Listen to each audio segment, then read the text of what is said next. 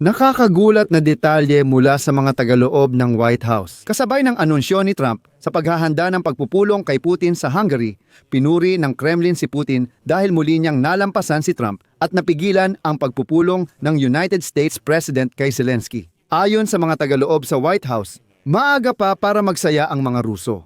Para maintindihan ito, kailangan tingnan sa mas malawak na pananaw. Sabi ng White House, binago ng diplomatikong tagumpay ni Pangulong Donald Trump ang geopolitikal na tanawin at napuwersa si Vladimir Putin ng Russia na mawalan ng puwang para makamanobra.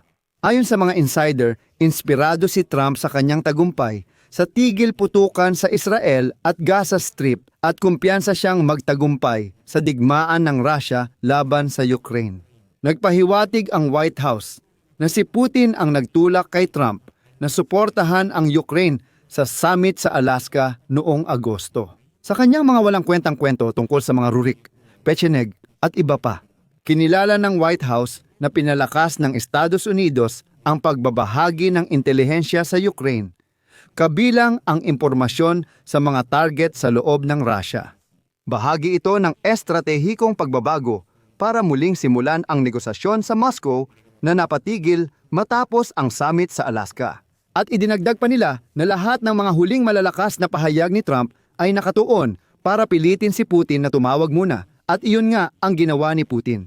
Ako si Alexei Pechi. Oktubre 17 ngayon, talakayin natin ang paksang ito. Bago tayo magsimula, pakisubscribe sa channel na ito, i-like at mag-comment sa episode na ito. Mag-subscribe din sa aking Telegram channel, Pechi News. Nasa video description ang link nito. Kung nais ninyong suportahan ang YouTube channel na ito, maaari kayong mag-donate gamit ang mga link at detalye sa video description. Nakasulat doon na suportahan ang channel ni Alexei Pechi. Pumili ng anumang format na komportable sa inyo. Nagpapasalamat ako sa anumang suporta ninyo. Sisimulan ko ang episode gamit ang headline ng The Telegraph dahil ngayon ay maikli at malaman ang kanilang isinulat.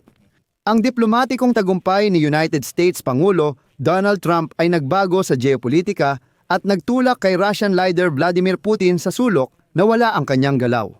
At heto pa, sabi ng mga insider, inspirado si Trump sa tagumpay niya sa tigil putukan ng Israel at Gaza at naniniwalang kaya rin niyang gawin ito sa digmaan ng Russia at Ukraine.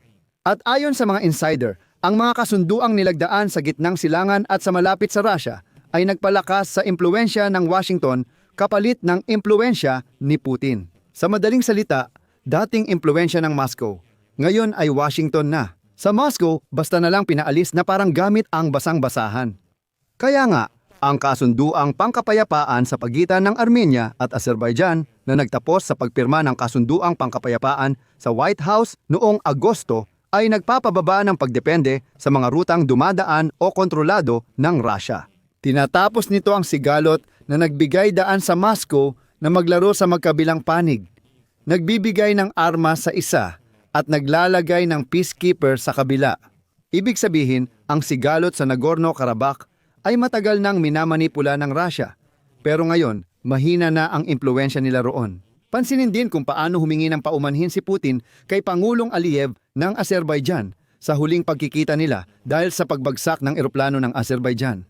Dapat ding malaman kung ano ang posisyon ni Putin noon. Humihina ang posisyon ng Kremlin bilang hegemon sa gitnang Asya at nararamdaman din nila ang paghina ng mga kaalyado sa gitnang silangan habang muling lumalakas ang posisyon ni Trump.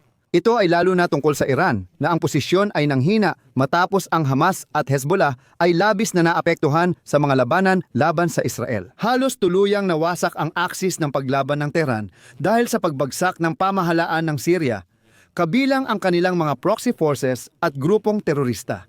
Kahit ang mga pagtatangka ng Rusya na humanap ng mga kaibigan sa gitnang silangan ay nauwi sa kahiyahiyang kapahamakan. Ano ang ibig sabihin nito? At ngayong Miyerkules, ngayong Linggo, dapat sanang maganap sa Moscow ang isang summit na tinatawag na Russia-Arabong Mundo, kung saan ang mga leader ay lilipad papuntang Moscow upang ipakita na ang Kremlin ay malayo sa pagiging isolated. Umasa si Putin sa mga leader ng Saudi Arabia, Emirato, Qatar, Oman at iba pa. Magtitipon sila sa Moscow upang ipakita ang Arabong mundo kasama si Vladimir Putin. Kaya't ang mga Ruso ay buong yabang na sisigaw, "Kita nyo, ang Arabong mundo ay nasa panig natin." Ipinagpaliban ang summit na ito pero ayon sa mga Ruso, hindi kinansela kundi ipinagpaliban lang. Dahil inuulit ko wala ni isa maliban kay Pangulong Ashra ng Syria ang gustong pumunta roon. Lahat ng lider ng Arabong mundo ay diretsahang nagsabi na ang summit sa Moscow kasama ang mga hindi malinis na Ruso ay hindi nila gusto. Hindi, salamat, ano ba kayo? Hindi, hindi. Dahil dito ang mga kasunduang nilagdaan sa unang 9 na buwan ng pagkapangulo ni Trump ay nagbunsod ng pagbaba ng tensyon at kaguluhan sa gitnang silangan na matagal nang sinasamantala ng Kremlin. Ngayon, kung susumahin, malaki ang nabawas sa impluensya ni Putin sa gitnang silangan at gitnang Asya. Kaya naman, pilit na kumakapit si Putin sa Ukraine at umaasa talaga si Putin na matutulungan siya ni Trump na mapanatili ang kontrol sa Ukraine. Kung tutuusin, sa unang buwan ng pagkapangulo ni Trump, sinubukan niya talaga ito. Pero pagkatapos, si Vladimir Putin ang sumira ng lahat. Iniulat ng mga source sa White House na ang pagpupulong nina United States President Donald Trump at Russian dictator Vladimir Putin sa Alaska ay inaasahang malaking hakbang sa pag-aayos ng digmaan ng Russia laban sa Ukraine. Sa halip, mariing tinanggihan ng pinununo ng Kremlin ang lahat ng mga alok at binigyan si Trump ng mahabang lecture tungkol sa kasaysayan. Ayon sa source, sa likod ng saradong pinto, napalitan ang ngiti ni Trump ng pagkadismaya at galit. Higit pa rito, sa harap lamang ng ilang tagapayo, tinanggihan ni Putin ang alok ng presidente ng Estados Unidos na alisin ang mga parusa kapalit ng tigil putukan. Iginiit niya noon na ititigil lang niya ang agresyon laban sa Ukraine kung susuko ang Ukraine at ibibigay ang mga teritoryo. Ayon sa mga source, pagkatapos nito nagbigay si Putin ng walang saysay na talumpati tungkol sa Peking kasaysayan, binanggit pa niya ang mga medyebal na prinsipe gaya nina Ryurik Novgorodsky at Yaroslav Mudry. Hindi rin niya kinalimutan si Bogdan Khmelnytsky habang itinataguyod ang ideya na magkaisa ang Ukraine at Russia bilang isang bansa at lahi. Sa madaling salita, lahat ng kalokohan ng mga Ruso ay nagsimulang ibuhos sa pandinig ni Donald Trump.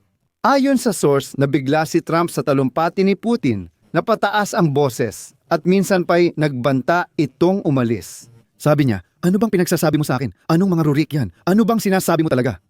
Ayon sa mga source, pinaikli ng presidente ng Estados Unidos ang meeting at kinansela ang tanghalian kung saan sana tatalakayin ng Amerika at Russia ang ugnayang pang-ekonomiya at kooperasyon. Binigyang diin ng mga source na ang summit sa Alaska ang naging pinakamababang punto sa relasyon ni Trump at Putin. At ayon sa mga source, ang naging resulta ng pulong na iyon ang nagdulot ng pagbabago sa posisyon ng Estados Unidos pabor sa Ukraine. Bukod pa rito, sinasabi ng mga source na pagkatapos mismo ng summit sa Alaska ay pinalakas ng Estados Unidos ang palitan ng impormasyon sa intelihensya sa Ukraine, kabilang na ang impormasyon tungkol sa mga target na mas malalim ang kinalalagyan sa loob ng teritoryo ng Russia. Ang ganitong desisyon ay bahagi ng isang estratehikong pagbabago na magpapahintulot na muling simulan ang mga negosasyon sa Moscow na napunta na sa deadlock. Ganun ang inaasahan sa White House. Ayon sa source ng Cable News Network, pinayagan ng Estados Unidos na gamitin ng Ukraine ang isang estratehiya sa pag-atake sa infrastruktura ng enerhiya ng Russia. Ayon sa kausap, dahil sa halos hindi na gumagalaw ang labanan at mahigit 1 milyong namatay, naniniwala ang Ukraine na ang pag-atake sa enerhiya ng Russia ay isa sa kakaunting paraan para makamit ang layunin. Gayunpaman, ayon sa pahayag ngayon ni Vice Presidente ng Estados Unidos na si J.D. Vance, sa ngayon ay hindi pa handa ang Ukraine at Russia na magkasundo sa isang kasunduang pangkapayapaan dahil napakaraming hindi malutas na hindi pagkakaunawaan sa pagitan ng dalawang bansa. Narito ang pahayag ni J.D. Vance. Kahit aktibo ang diplomasya ng Pangulo ng Estados Unidos, sa huli, parehong panig pa rin ang kailangang maging handa para sa kasunduan. At ngayon, sa kabila ng lahat ng ating pagsisikap at ipagpapatuloy pa natin ito, hindi pa rin umaabot ang mga Ruso at mga Ukranyano sa puntong maaari silang magkasundo. Ngunit posible pa rin ang pag-aayos. Ngunit mangangailangan ito ng mas marami pang trabaho. Sa palagay ko, may malaking hindi pagkakaunawaan sa inaasahan. Karaniwan, iniisip ng mga Ruso na mas magaling silang kumilos sa labanan kaysa sa aktwal na nangyayari. Ito ang naging dahilan kung bakit naging mahirap ang pag-abot sa kasunduan nitong mga nakaraang buwan, kahit na may ilang pag-usad. Pagkatapos basahin ang sipi ni J.D. Vance, naalala ko agad ang sinabi kahapon ni Putin advisor Ushakov na matapos ang pag-uusap ni na Putin at Trump, ipinaliwanag ni Putin kay Trump na may estratehikong kalamangan sila. Sa buong harapan, ibig bang sabihin nito na matatalo agad ang Ukraine sa ilang oras? Lahat sila, hindi pa talaga sila nagsisimulang lumaban ng todo. Naaalala mo pa ba yung mga kwentong di pa raw sila nagsisimula? Si Putin, ayon kay Ryzhakov, ay muling ipinaliwanag kay Trump na ang kalamangan ay nasa panig ng Russia. Mukhang ayaw ng Russia ng digmaan, pero kung gusto nila, bukas nasa hangganan na sila ng Poland. At si J.D. Vance ay diretsahang nagsabi, pakinggan ninyo, medyo wala sila sa sarili. Sa mga sobrang taas ng tingin nila sa sarili, iniisip nila na talagang umuusad sila doon na parang napakabilis ng progreso nila. Sabi niya, ito ang nagpapahirap sa kasunduan. Ngunit walang garantiya na hindi magbago ng isip si Trump. Narito ang sipi mula sa isang diplomat ng Europa. Kay Trump, parang laging hilahan ng lubid. Habang kinakausap mo siya at pinapaintindi ang problema kay Putin, lilipat kayo ng topic pero bigla siyang bumabalik sa panig ni Putin. Kaya kailangan mong makipag-usap ulit. Paulit-ulit lang, ng paulit-ulit, ng paulit-ulit. Dito ako maglalagay ng tuldok-tuldok. Ilagay ang opinyon at konklusyon sa komento, mag-subscribe, pindutin ang kampanilya at mag-like. Yun lang, ingatan ninyo ang inyong sarili. Paalam sa lahat, paalam.